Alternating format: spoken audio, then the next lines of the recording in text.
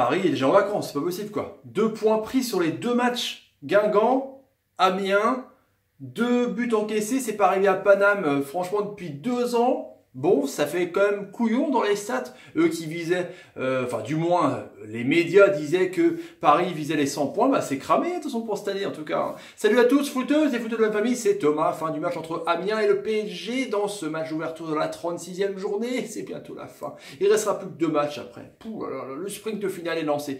2 buts partout, un but de Konaté, enfin un doublé de Konaté, son 12e but de la saison. Il fait une belle saison franchement, l'attaquant d'Amiens, incroyable. 28e but de Cavani aussi et un but de Nkunku, son 4e, Christopher Nkunku, qui commence à me plaire vraiment. C'est un peu la satisfaction pour moi dans ce milieu de terrain un peu revisité de Paris, ce que Emery fait tourner, parce que peut-être que mine de rien il veut faire bonne figure au Stade de France mardi contre les Herbiers qui jouent le maintien, qui a gagné ce soir d'ailleurs contre Laval 3-2 pour être complet. Du coup, Paname qui reste à 92 points premier, évidemment, hein, mais à 20 points de Lyon, mais qui ne pourra pas atteindre les 100 points, parce que s'ils gagnent les 2 prochains matchs, j'espère pour eux qu'ils vont les gagner quand même, ça ferait quand même tâche, ils auront 98 points, donc tant pis pour les champions. Amiens qui est 12e et qui se maintient officiellement avec ses 42 points, hein, un peu voilà légendaire, cette légende de barre des 42 points, donc c'est cool pour une équipe qui est promue, les hommes de Pélissier. On fait vraiment une très bonne saison. Résultat du sondage par rapport à l'OM, vous êtes 78% à penser que Marseille peut, ou du moins va, ou du moins peut, ou va, ou peut, comme vous voulez, va gagner l'Europa League, 78%, donc vous êtes confiants de ouf pour les Marseillais, le 16 mai prochain à Lyon, pas très loin de chez eux, du coup, les Phocéens, un petit sondage à la fin de la vidéo, qui je pense va vous plaire aussi. On revient sur ce match-là, où c'est clair que pourtant Paris, qui a eu 70% de possession de balle, seulement 30 pour les Aménois. Ils ont fait 24 tirs, les Parisiens, pour 12 pour les Aménois. Ils ont cadré aussi que 8 fois, hein, les Parisiens qui n'étaient pas top. Il y a eu seulement 5 cadrés, mais un meilleur ratio pour les joueurs de Pélissier. D'Amiens, du coup, on a vu les Parisiens direct d'entrée avec une superbe action de Nkunku et de Cavani. Ça a commencé d'entrée dès la première minute. Il y a eu vraiment, c'était assaut sur les buts de Görtner, le gardien aménois qui est le meilleur de Ligue 1, enfin du moins avec le meilleur stat d'arrêt, c'est un truc de taré quoi, pour une première saison. Voilà, je sais pas, franchement c'était chapeau hein, pour une équipe comme ça, avec un petit budget, avec un petit stade, en tout cas c'est cool. Et du coup on a vu des belles actions, on a vu une belle frappe de Nkunku assez puissante où Görtner a dû boxer, on a vu une belle action avec Lo Celso qui a fait une frappe, c'est retombé sur un défenseur aménois. Du coup, Pastore a tiré, c'est passé à côté du but. Après, il y a eu une belle action aussi avec une belle talonnade de l'ami Di Maria et une belle frappe de Lo Celso. Lo Celso, Di Maria, ça fonctionnait bien. Emery donc qui a fait tourner, je vous avais dit, avec donc Kipembe, avec sa belle coiffure blonde, avec Marquinhos, avec donc Kurzawa, Meunier, le retour de Meunier, un joueur un peu décrié par rapport à son tweet, hein, qui a fait une belle partie, je pense, sur son côté droit, avec 90 ballons touchés. C'était un bon joueur, je trouve, qui a bien débordé sur son côté, qui avait l'air énervé à la fin parce que ça passait pas. Milieu de terrain, donc un peu revisité avec Papi Mota qui était dans l'axe, avec ses 2 bergers, du coup Lo Celso, donc Lo Celso qui reprend un peu son rôle original de numéro 8 relayeur, et Nkunku qui est très bon dans la vitesse, qui a marqué un super but, franchement c'est la satisfaction, je le répète encore pour moi, de ce match là. Et devant c'était voilà, il n'y a pas d'Mbappé, peut-être conservé pour la finale, qui est rentré, qui a peut-être loupé la balle du match, la balle du moins du 3-2, Edison Cavani, et puis Pastore, enfin Di Maria, excusez-moi, parce que Pastore aussi rentré en cours de match. Du coup voilà, Pastore, Di Maria, Cavani pour l'attaque. On est clair. Du coup, Paris a pas arrêté d'essayer. C'est clair qu'il n'y avait qu'une seule équipe en première mi-temps. C'est clair qu'ils auraient dû mener 3-4-0. Il y a vraiment eu une seule action sur une frappe de Konaté vers la fin de la mi-temps. Mais sinon, après, voilà, le milieu de terrain, Zungu, Monconduit, c'était assez intéressant.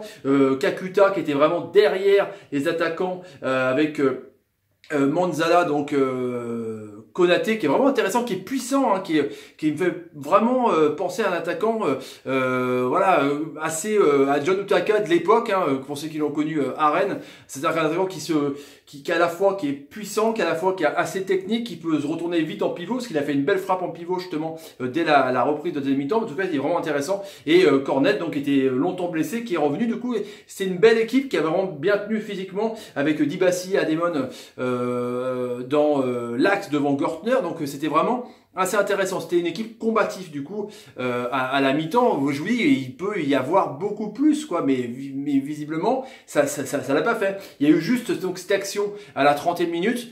C'est une belle action, franchement, avec donc Pastore qui porte bien le ballon, on connaît franchement Pastore. Du coup, bah, il n'est pas attaqué, il fixe un peu et il fait une balle au dernier moment, vraiment dans la profondeur pour Cavani. Cavani qui trompe Gortner et qui marque son 28e but. C'est pas immérité, hein, c'est même largement mérité pour Paris, mais du coup ils ont quand même tenu le score, ils ont quand même tenu la marée. C'était assez impressionnant de les voir comme ça, les Aménois.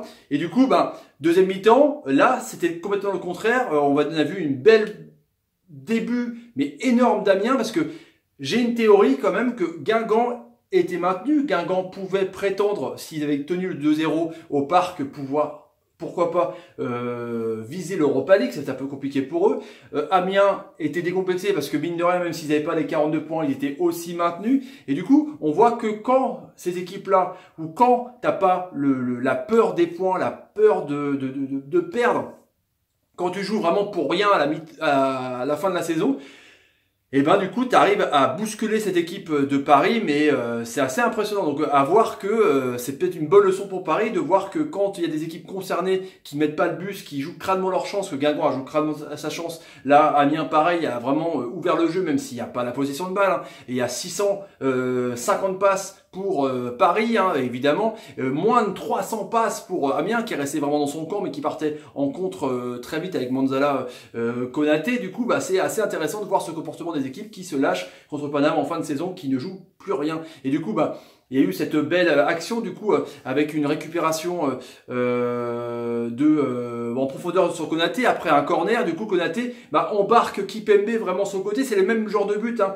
Il embarque Kipembe et puis il fait une frappe croisée. Du coup Areola la prend de son côté, du coup opposé côté gauche. Donc on voit là premier but. Et du coup après on a vu Paris insister avec des belles actions, avec des beaux Lo Celso, avec Cavani qui a fait tenter une frappe, ça a été dégagé par un joueur d'Amiens. Il y a eu aussi Pastore qui a tenté assez de trucs, c'était assez intéressant franchement. Il tentait vraiment bien de réguler le jeu, lui qu'on sait qu'il va partir peut-être en Italie, peut-être à l'Inter de Milan, on sait pas trop. En tout cas, il a tenté vraiment de montrer qu'il était vraiment là, que c'est peut-être un gâchis de pas avoir été l'homme de la pierre angulaire, vraiment que vous laisse baser Emery. Emery voulait vraiment mettre Pastore au milieu de ces débats pour construire autour de lui, mais ça n'a pas marché. On voit que c'est un putain de joueur de ballon. Il y a eu aussi une belle action de Di Maria qui a vu son ballon contré. Et du coup, après, il y a eu cette belle action avec Thiago Motta qui récupère un ballon, qui met Nkunku en orbite. Nkunku vraiment se positionne, fouette son ballon, l'enroule et hop, 2-1. But magnifique franchement. Mais c'était pas... Là, par contre, c'était pas contre le cours du jeu. Paris dominait, c'est clair, mais Amiens était là aussi pour vraiment montrer les dents en contre avec donc les tirs en pivot de Konaté, avec des belles actions de Monconduit qui est vraiment assez intéressant. Il y a eu des frictions entre Nkunku et Zungu. Ils étaient tête contre tête, c'était un peu tendu. On voyait vraiment que Paris reprenait le dessus, ils ont mené quand même 2 fois au score, et du coup ils se sont fait piquer un petit peu au vif sur un contre où Monconduit lance parfaitement en profondeur l'ami encore Konaté qui fixe bien, qui embarque encore une fois Kipembe dans le même sens. Et du coup, il trompe Areola, mais Areola la touche, elle lui passe en dessous le corps. C'est globalement le même but, hein, donc 2 buts partout. Et du coup, là, il y a eu après des belles actions. Mbappé est rentré, il a provoqué sur son côté, il a fait des beaux centres. Et du coup, après, il a eu une frappe où il passe à côté. C'était peut-être la balle de match. Il aurait peut-être pu mieux faire, en tout cas. Amiens a tenu le coup après, donc c'est un bon point pris pour Amiens, c'est un énorme point pour Amiens qui se maintient à 42 points contre le grand PSG. C'est incroyable, pareil, qui faudra se reprendre, qui est un peu inquiétant mine de rien je trouve. Mardi c'est la Coupe de France, mais qui laisse des points qui auraient pu viser le record, qui commence vraiment à montrer des signes d'agacement, montrer des signes qu'il est temps de changer, que c'est l'ère Emery est fini, l'ère Tourelle va peut-être se passer mieux que ça. En tout cas, on voit que, bon, Paris, pas très concerné par ces matchs, en tout cas. Peut-être qu'ils espèrent qu'ils faussent pas trop le championnat. Hein. Il reste Caen, il reste Rennes pour eux. En tout cas, voilà les petits amis. Au sondage du soir, à votre avis, est-ce que Paris va gagner ces 2 matchs? Est-ce que Paname va gagner ces 2 prochains matchs?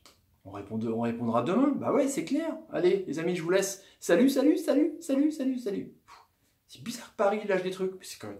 Je comprends pas. Je ne comprends pas. Non, je comprends pas.